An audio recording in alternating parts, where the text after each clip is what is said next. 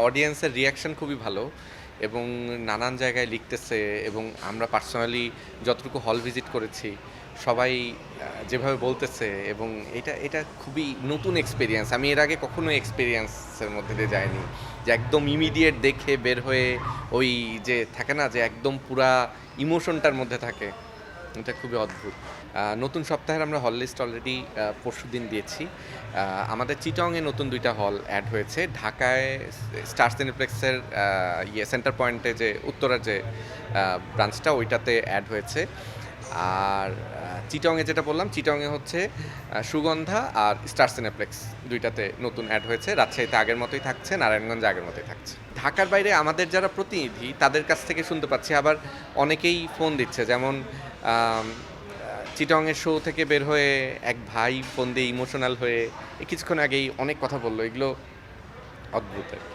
উনি থাকে না যে আবেগে অনেক দিন পর সে বাংলা এমন একটা সিনেমা দেখছে, সে অনেক ফার্স্ট্রেটেড ছিল, গল্পের জন্য তার কাছে অনেক আশার ব্যাপার দাঁড়াইছে এবং সে নানান ছবি থেকে বর্ণনা করছিল যে এই ছবিটা কতটা মানে বাংলা সিনেমাকে কতদূর নিয়ে গেল বা নিয়ে যেতে পারে, আমাদের নিজেদের এক্সপার্টিস আরও বাংলা সিনেমাকে কত নিতে পারে, এই সব ব্যাপার।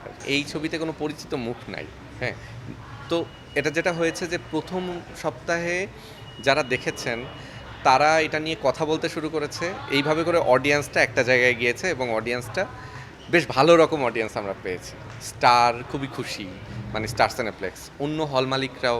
খুলনায় আমি লাস্ট রিয়াকশন পাইছিলাম খুবই ভালো, রাজশাহীতে তো এটা কন্টিনিউ করতেছে সেকেন্ড উইকে, নারায়ণগঞ্জে সেকেন্ড উইক কন্টিনিউ করতেছে। তো এই ধরনের ছবি যেটা হয় যে আমাদের কাউকে তো কেউ চেনে না, আমাদের আর্টিস্টদের কেউ চেনে না, পেছনের আমাদের কাউকে চেনে না।